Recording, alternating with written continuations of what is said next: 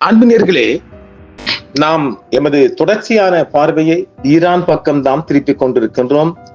பல வகையான செய்திகள் வந்த வண்ணம் இருந்தாலும் மிக மிக முக்கியமான செய்திகளை மாத்திரம் காவி வர வேண்டிய தேவை எமக்கு இருப்பதால் இந்த செய்தியையும் நாம் உங்களுக்கு சொல்கின்றோம். இதுவரைக்கும் இந்த ஈரான் அதிபர் மீது, ஈரான் சுப்ரீம் லீடர் மீது அமெரிக்கா தொடர்ச்சியான எச்சரிக்கையை விடுத்து வந்த நிலையில் ஈரானின் ஆதரவு பெற்ற லெபனான் ஹிஸ்புல்லா அணி இதுவரையும் வாய் துறக்கல.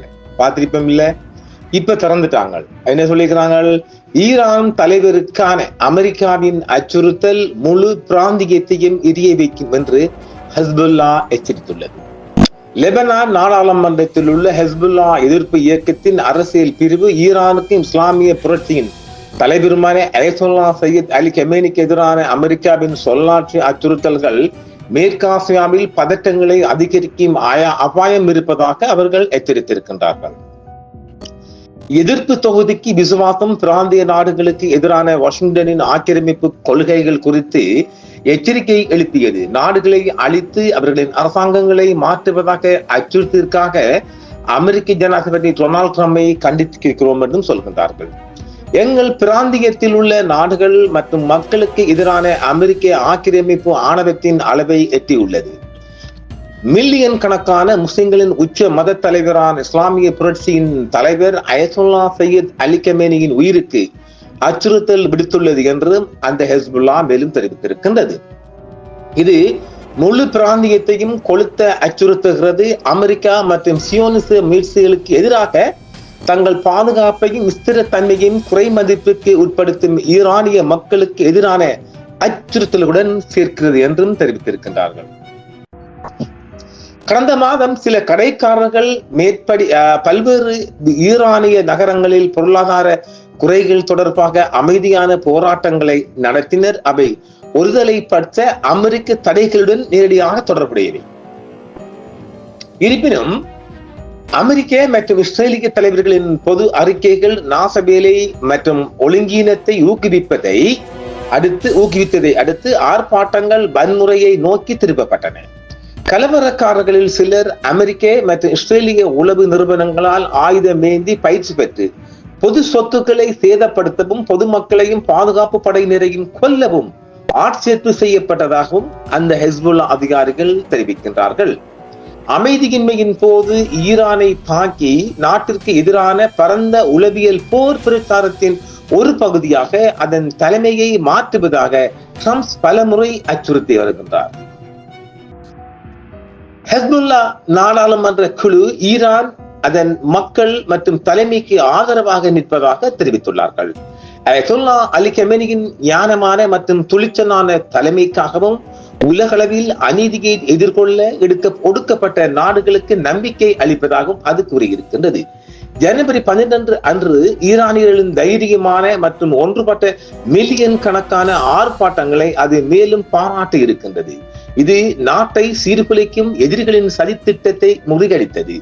ஈரானியர்கள் அவர்கள் உடைக்க முடியாதவர்கள் என்பதையும் எந்த சக்தியும் தங்கள் விருப்பத்தை நசுக்கவோ அல்லது அவர்களின் சுதந்திரத்தை குறைமதிப்புக்கு உட்படுத்தவோ முடியாது என்பதை மீண்டும் ஒரு முறை நிரூபித்திருக்கின்றார்கள் ஈரானியர்கள்.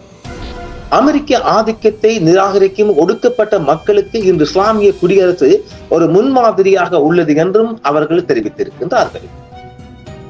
இஸ்ரேலிய ஆக்கிரமிப்பை எதிர்கொள்வது லெபனானின் முன்னுரிமை கூடுதலாக ஹிஸ்புல்லா நாடாளுமன்ற குழு தனது அறிக்கையில் லெபனான் மக்கள் மற்றும் இஸ்ரேலிய ஆக்கிரமிப்பை எதிர்ப்பதற்கான தேர்வு அவர்களின் நிலத்தை விடுவிப்பதிலும் ஆக்கிரமிப்பை தடுப்பதிலும் பயனுள்ளதாக நிரூபிக்கப்பட்டுள்ளது என்று கூறியிருக்கிறது.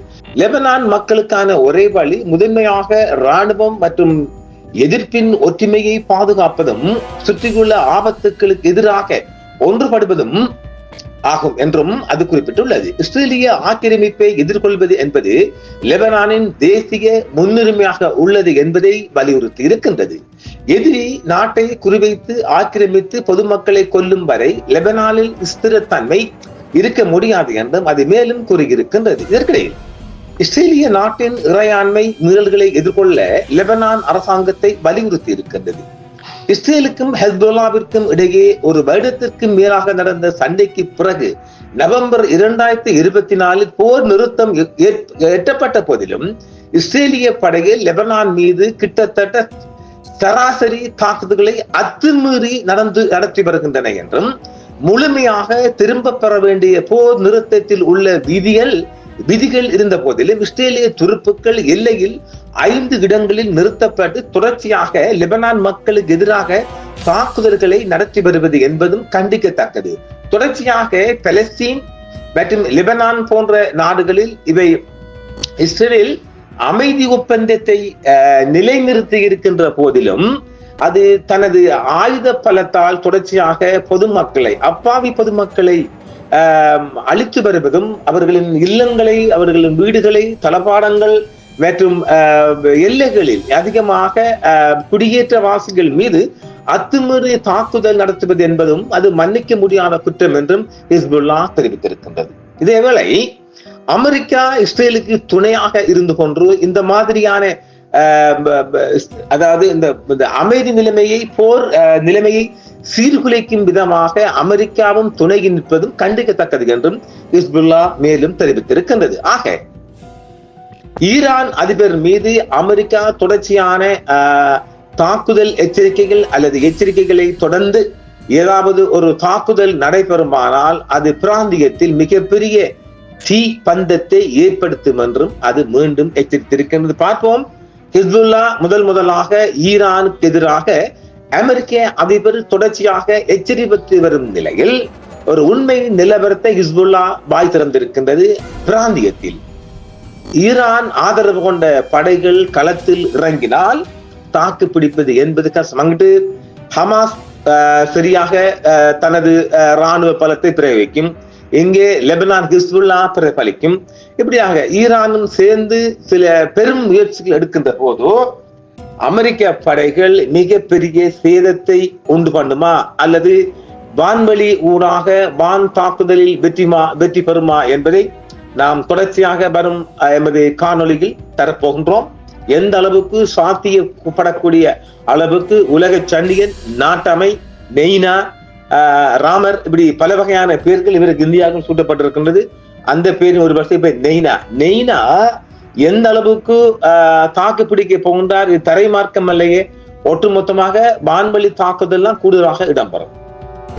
இஸ்ரேலுக்கு இருப்பது போன்று இந்த பதுங்கு குழிகள் ஈரானுக்குள் பெருமளவு இல்லை. எனவே இது ஒரு திடீர் தாக்குதல் வருமானால் ஈரானில் பெருமளவு மக்கள் அழிவு தவிர்க்க முடியாத ஒன்று.